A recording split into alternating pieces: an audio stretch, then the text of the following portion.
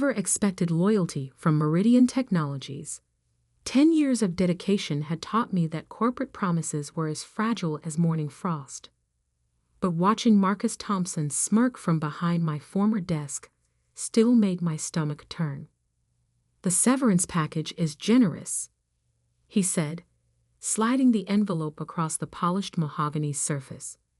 "More than fair, considering." Considering what?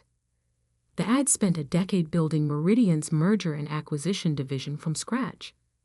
That my strategies had helped the company absorb 20 smaller firms without a single antitrust issue.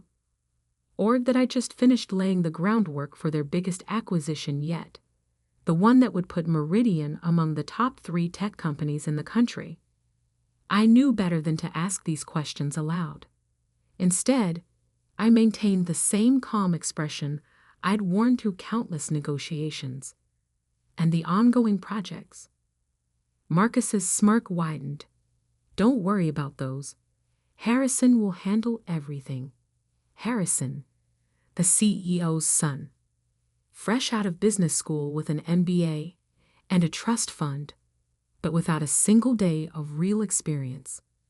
The real reason I was being restructured out of my position. "Of course," I said, picking up the envelope. "I assume my personal files." "It has already cleared your computer," Marcus cut in. "Standard procedure. Security will escort you to collect your personal items." The 2 guards hovering by the door shifted uncomfortably. They'd worked with me for years, watched me arrive early and leave late, seen me guide the company through countless complex deals. "That won't be necessary," I said, standing. "I keep everything important up here." I tapped my temple with my index finger. Marcus's smirk faltered slightly. He knew what I meant. The relationships I'd built, the strategies I'd developed, the intimate knowledge of every deal we'd ever made. None of that could be deleted from a hard drive. "You signed an NDA," he reminded me sharply. "I did," I agreed, "and I always honor my contracts, unlike some people." I turned to leave, but his voice stopped me. "Was that a threat, Alexandra?" I looked back, meeting his eyes. "Just an observation, Marcus." One professional to another. The walk to my office felt like a funeral procession. Employees quickly looked away as I passed, their faces a mix of pity and fear. News traveled fast in corporate corridors. My office, my home for the past decade, had already been partially packed. Someone had thrown my personal items into cardboard boxes, mixing photographs with industry awards, client files with coffee mugs. A small frame caught my attention. My first major deal at Meridian, a $50 million acquisition that had put us on the map. CEO Richard Harrison had personally congratulated me, promising this was just the beginning of a long and prosperous partnership. Now his son would sit in my chair, inherit my projects, and probably take credit for my years of work. The thought should have made me angry, but instead, I felt an odd sense of calm. I'd seen enough corporate takeovers to know that incompetence eventually reveals itself. "Ms. Walker?" A soft voice interrupted my thoughts. Sarah from HR stood in the doorway, clutching a tablet. "I need you to sign these final documents." Sarah had started as my intern 5 years ago. I'd mentored her, helped her navigate the corporate landscape. Now she couldn't meet my eyes. "They didn't give you a choice, did they?" I asked quietly. She shook her head slightly. "I'm so sorry. What they're doing, it's not right." I signed the documents without reading them. Whatever severance they were offering wouldn't matter soon anyway. "Take care of yourself, Sarah. And," I hesitated, then added, "keep good records." She looked up, startled by my tone. "What do you mean?" "Just a habit I picked up over the years. Documentation is everything in our line of work. I picked up the single box containing 10 years of my life and walked out of Meridian Technologies for the last time. The security guards insisted on escorting me to my car, but their posture was apologetic rather than intimidating. As I placed the box in my trunk, my phone buzzed. A message from Tom Chen at the Federal Trade Commission. Heard what happened. Let's have coffee. I smiled, remembering all the times I'd negotiated with Tom during Meridian's acquisitions. He'd always said I was on the wrong side of the table, that my skills would be better used protecting market competition rather than consolidating it. The next message was from Marcus. Final reminder about the NDA. Any breach will result in immediate legal action. I didn't bother responding. Instead, I took one last look at the gleaming Meridian Technologies building, its 50 stories of glass and steel reaching into the afternoon sky. Harrison Jr. would be moving into my office now, probably rearranging everything to match his MBA textbook vision of corporate success. Let him have it. Let him have all of it. The office, the title, the illusion of power. Because what I had was worth far more. Knowledge, experience, and most importantly, patience. Pulling out of the parking garage, I finally allowed myself to think about the massive merger I'd been orchestrating before my termination. Meridian's biggest move yet, a $2.8 billion acquisition that would give them control of nearly 40% of the enterprise software market. A deal that would require Federal Trade Commission approval. A deal that Harrison Jr., with all his theoretical knowledge and family connections, would now have to shepherd through the complex regulatory process. A process that would cross the desk of someone with intimate knowledge of Meridian's inner workings, someone who understood exactly where to look for potential antitrust violations. I checked my rearview mirror, watching Meridian's tower recede into the distance. The severance package sat unopened on my passenger seat, along with a decade of memories and a lifetime of lessons learned. My phone buzzed again. Tom, coffee tomorrow? 9 a.m. at Catalyst? I typed a quick response. Looking forward to it. Marcus's words echoed in my mind. The CEO's son needs your position. I wondered if Harrison Jr. would need my position as much when his precious merger landed on my desk at the Federal Trade Commission, where every document would require my signature, every meeting would need my approval, and every decision would pass through my expert review. They say revenge is a dish best served cold, but in my experience, it's best served with irrefutable documentation and regulatory authority. I drove home that evening with a strange sense of peace. 10 years at Meridian had taught me many things. But perhaps the most valuable lesson was this. In the world of corporate power plays, the real game isn't about who sits in the corner office. It's about who holds the cards when they really matter. That night, as I sat in my home office reviewing the preliminary notes I'd secretly kept on Meridian's upcoming merger, my phone lit up with LinkedIn notifications. Word of my departure had spread, and connections were already reaching out with opportunities. But I had only one destination in mind. I opened my laptop and began composing an email to Tom, outlining my interest in the FTC position we discussed hypothetically over the years. As I typed, I could almost hear Marcus's condescending voice. The severance package is generous. They thought they were paying me to go away quietly.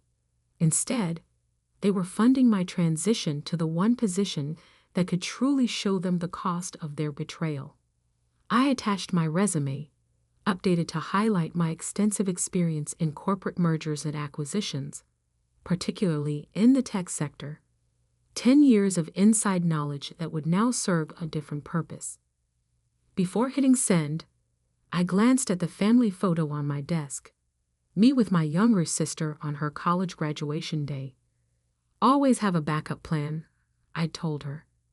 And make sure it's the last thing they expect. The email went out at exactly midnight. By morning, the pieces would begin falling into place. Harrison Jr. could have my old office, my title, even my projects. But some things can't be inherited or bought. Things like experience, insight, and the ability to see 3 moves ahead.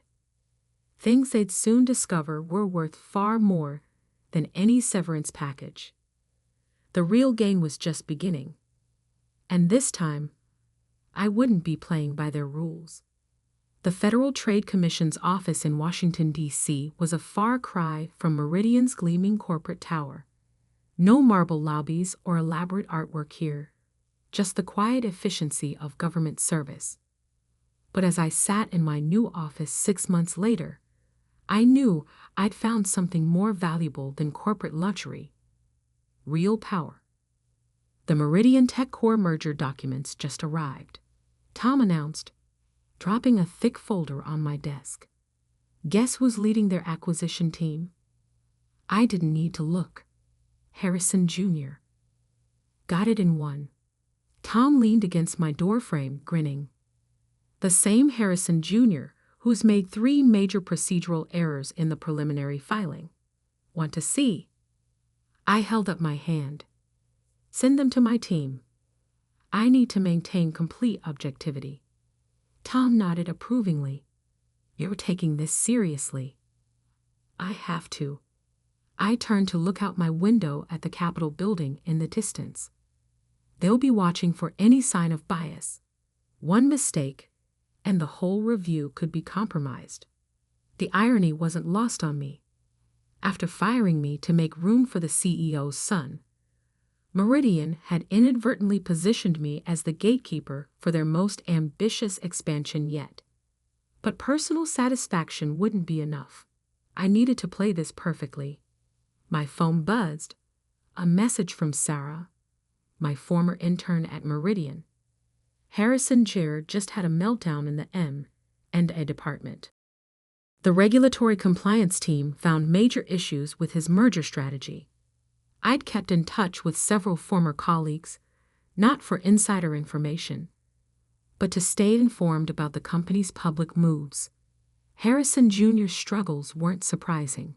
He'd inherited my position, but not my experience, my connections, or my understanding of regulatory nuance. Alexandra? My assistant poked her head in. The preliminary review meeting is starting. Harrison's team is on video conference. I straightened my jacket and gathered my materials. Time to give Harrison Jr. his first lesson in real-world corporate strategy. The conference room was packed with FTC analysts and legal experts. On the large screen, Meridian's team filled their side of the virtual meeting. Harrison Jr. sat front and center, his expensive suit and practiced smile, a perfect reflection of corporate privilege. His smile faltered slightly when he saw me. Clearly, no one had told him who now headed the FTC's tech sector merger review division. Good morning, I began, my voice professionally neutral. Let's discuss the proposed Meridian TechCore merger. Our initial review has identified several areas of concern. For the next 2 hours, I led my team through a methodical dissection of the merger proposal, every flaw in Harrison's strategy, every oversight in market impact analysis, every rushed assumption about competition effects. We exposed them all. I watched Harrison's confidence crumble as he struggled to defend his work. The NBA theories he'd relied on proved useless against practical regulatory experience. These issues, I concluded, raise serious questions about market concentration and competitive impact. We'll need comprehensive revisions and additional documentation before proceeding. But the shareholder vote is in 6 weeks, Harrison protested. We can't delay. Then I suggest you address these concerns quickly, I replied calmly. The FTC's duty is to protect market competition, not meet corporate deadlines. After the meeting, Tom found me in my office. "That was masterful," he said. "Completely professional, absolutely by the book, and utterly devastating." "It wasn't personal," I replied, although we both knew better. "Every concern we raised was legitimate." "Of course." He paused. "You know they'll try to go above you?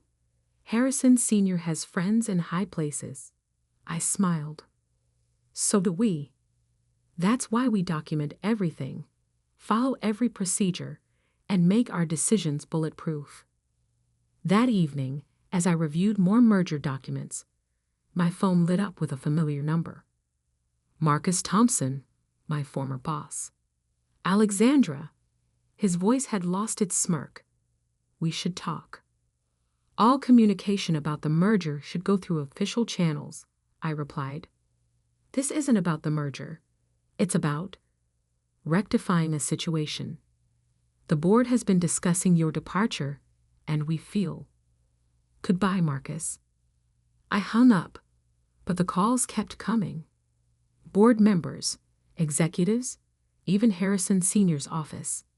They all wanted to discuss opportunities. What they really wanted was to neutralize me, to find some way to remove me from the merger review process. But they were too late. 2 weeks later, Sarah sent me another message. "Emergency board meeting today. Harrison Jura's merger strategy is falling apart. Market analysts are getting nervous." I didn't respond, but I understood the panic. Meridian had positioned this merger as transformative, promising shareholders a major market expansion. Any significant delay or complication could send their stock price tumbling. That afternoon, I received an official request for an expedited review process, citing market urgency and shareholder interests. The document was signed by Harrison Jr., but I recognized Marcus's writing style. I drafted my response carefully. "The FTC's review process cannot be expedited without compromising our regulatory duty. All standard procedures and timelines remain in effect." Tom dropped by later. Meridian's stock dropped 8% today. Rumors about merger troubles. I nodded, keeping my expression neutral. The market reacts to uncertainty. Harrison Jr.'s giving interviews, promising the merger's on track, but analysts aren't buying it. He studied me carefully. "You know they're desperate now. They'll try something." "Let them try." I gestured to the wall of files behind me. Every decision, every communication, every review step. It's all documented and witnessed. They can't touch this process without raising red flags they can't afford. That night, working late, I received one final message. From Harrison Sr. himself. "Name your price." I stared at those 4 words, remembering the day his son had taken my position, the smirk on Marcus's face, the betrayal of a decade's loyalty. My reply was simple. Some things aren't for sale, but full regulatory compliance is available free of charge. The next day, Meridian's stock dropped another 5%. Financial news channels began running stories about troubled mergers and regulatory hurdles. Harrison Jr.'s smiling interviews couldn't stop the market's growing skepticism. I watched it all with professional detachment, focusing on my team's thorough review process. Every I dotted, every T crossed, every regulatory requirement meticulously enforced. They had taught me well at Meridian. Documentation is everything. Now those lessons were coming back to haunt them. As I left the office that evening, Tom caught up with me in the parking garage. "Meridian's board is meeting again tomorrow. Rumor has it Harrison Jr.'s position might be in jeopardy. The FTC doesn't concern itself with internal corporate politics," I replied diplomatically. He laughed. "Of course not. But hypothetically, if a company wanted to save a troubled merger, They'd need someone who understands both sides of the process. Someone with experience in both corporate strategy and regulatory compliance. Hypothetically, Tom agreed. I got into my car, smiling slightly. Hypothetically, that person would need to be very patient and very thorough. The next day would bring more desperate calls, more attempts at negotiation, more promises and threats. But I had learned long ago that real power isn't about corner offices or corporate titles.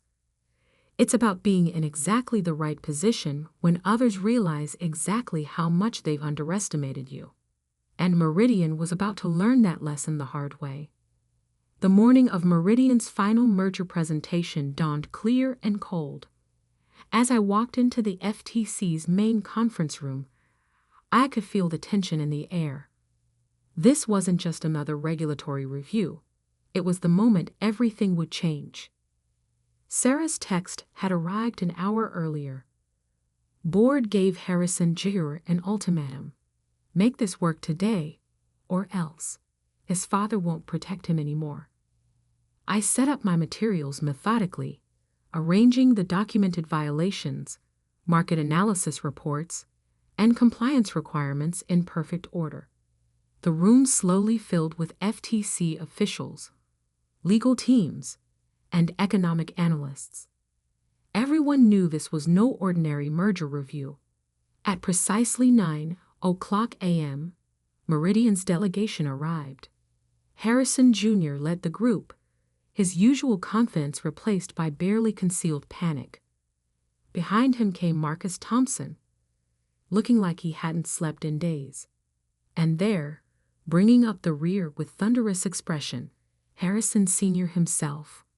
"Welcome to the Federal Trade Commission," I began, my voice carrying that same calm tone I'd used thousands of times in corporate negotiations. "Today, we'll make our final determination on the Meridian TechCorp merger application." Harrison Sr. stepped forward. "Ms. Walker, before we begin, all comments must be part of the official record," I interrupted smoothly. "Shall we proceed with a formal review?" For the next 2 hours, my team methodically presented our findings. Every flaw in the merger proposal, every market concentration concern, every compliance failure, laid out with meticulous documentation and irrefutable evidence. Harrison Jr.'s attempts at defense grew increasingly desperate. His rehearsed responses crumbled under precise questioning. His MBA theories wilted against practical regulatory requirements. "This is absurd," Marcus finally exploded. "These are minor technical issues." "Minor?" I raised an eyebrow, sliding a document across the table. "Would you consider a 47% market concentration minor? Or these undisclosed subsidiary holdings? Another document? Or perhaps these anti-competitive clauses buried in page 247 of the merger agreement?" The room fell silent. These weren't just technical violations. They were serious issues that could kill any merger application. "How did you?" Harrison Jr.'s voice trailed off as realization dawned. These were exactly the kind of details I used to catch during my time at Meridian. The kind of pitfalls I had warned about in countless meetings. The kind of mistakes an experienced executive would never make. "The FTC's preliminary conclusion," I continued, "is that this merger as currently structured would create significant anti-competitive effects in violation of Section 7 of the Clayton Act." Harrison Sr.'s face had turned an interesting shade of purple. "This is a vendetta. Every finding is fully documented and independently verified," I replied, gesturing to the mountain of evidence. "Feel free to appeal our decision. Of course, that would extend the review process by another 6 to 8 months, during which time market uncertainty might." I didn't need to finish the sentence. Meridian's stock had already dropped 30% since the merger troubles began. another 8 months of delays would be catastrophic. "What do you want?" Harrison Sr. demanded. "The FTC wants what it always wants: compliance with antitrust laws and protection of market competition." I paused, then added, "However, there might be a way to restructure the merger to address our concerns." "How?" "You'd need someone with intimate knowledge of both corporate strategy and regulatory requirements. Someone who understands the complexities of tech sector consolidation while maintaining competitive markets." I met his gaze steadily. Someone with experience on both sides of the table. The implication hung in the air. Harrison Jr. slumped in his chair, defeated. Marcus stared at his hands. And Harrison Sr., the man who'd approved my firing to make room for his son, finally understood the full cost of his decision. "The board meets in 2 hours," he said quietly.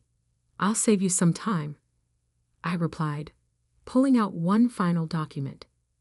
"Here's a detailed proposal for restructuring the merger in compliance with all regulatory requirements. My team prepared it weeks ago, anticipating this moment." "You've had the solution all along." Marcus sounded strangled. "The FTC's goal is to make mergers work within the law, not prevent them entirely." I smiled slightly. Of course, implementing these changes would require experienced leadership. The next few hours passed in a blur of activity. Meridian's board met in emergency session. Harrison Jr. resigned to pursue other opportunities. Press releases were crafted, and a new organizational chart was drawn up, one that looked remarkably different from the day they'd escorted me out of the building. By evening, Meridian had announced a strategic restructuring of their merger plan. The markets responded immediately, their stock recovering as analysts praised the company's sophisticated approach to regulatory compliance. Tom found me in my office as I was packing up. "Heard you're heading back to the private sector. Executive Vice President of Strategy and Regulatory Compliance," I confirmed. "A new position, reporting directly to the board." He grinned. "And Harrison Jr.?" "I believe he's taking some time to gain practical experience at a smaller firm." "You planned this whole thing, didn't you? From the moment they fired you?" I thought back to that day in my old office, looking at my awards while Marcus smirked from behind my desk.